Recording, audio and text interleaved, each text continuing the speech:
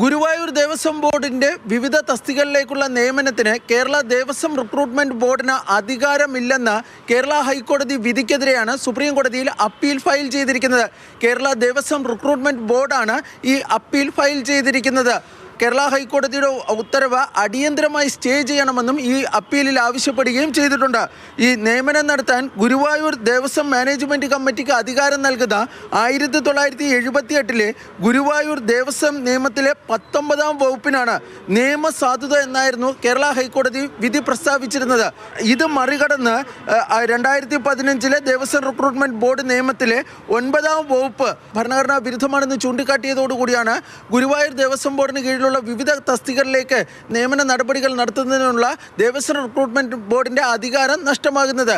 നിയമനം സുതാര്യമാണെന്ന് ഉറപ്പുവരുത്തുന്നതിനായി ഹൈക്കോടതിയിൽ നിന്ന് വിരമിച്ച ജസ്റ്റിസ് PN രവീന്ദ്രന്റെ അധ്യക്ഷതയിൽ 3-അംഗ മേൽനോട്ട സമിതിക്കും ഈ ഹൈക്കോടതി രൂപം നൽകിയിരുന്നു. എന്നാൽ ഹൈക്കോടതിയുടെ ഈ വിധി നിയമപരമായി നോക്കുകയാണെങ്കിൽ പൂർണ്ണമായും തെറ്റാണ് എന്നാണ് ദേവസ്വം റിക്രൂട്ട്മെന്റ് ബോർഡ് സുപ്രീം കോടതിയിൽ ഫയൽ ചെയ്തിരിക്കുന്ന അപ്പീലിൽ ചൂണ്ടിക്കാണിക്കുന്നത്. അതിൽ സംസ്ഥാനത്തെ എല്ലാ ദേവസ്വം ബോർഡുകൾക്കും ദേവസ്വം റിക്രൂട്ട്മെന്റ് ബോർഡ് നടത്തുന്ന നിയമനങ്ങളാണ് നടത്തേണ്ടതുള്ളത്.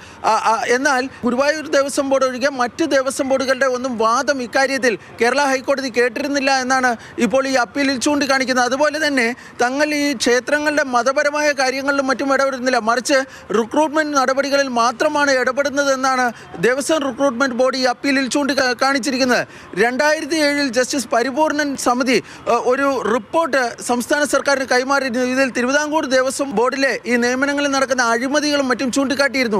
ഇതിന്റെ അടിസ്ഥാനത്തിലാണ് 2015 കേരള നിയമസഭ ഈ ദേവസ്വം റിക്രൂട്ട്മെന്റ് നിയമത്തിന് രൂപം നൽകുകയും തുടർന്ന് ബോർഡ് രൂപീകരിക്കുകയും ചെയ്തിരിക്കുന്നതെന്നാണ് ഈ അപ്പീലിൽ ചൂണ്ടിക്കാണിക്കുന്നത്. ഏതായാലും കേരള ഹൈക്കോടതി വിധി അടിയന്തരമായി സ്റ്റേ ചെയ്യണമെന്നും ദേവസ്വം റിക്രൂട്ട്മെന്റ് ബോർഡ് സുപ്രീം കോടതിയോട് ആവശ്യപ്പെട്ടിട്ടുണ്ട്. B Balagopal, Mathrubhumi news, Delhi.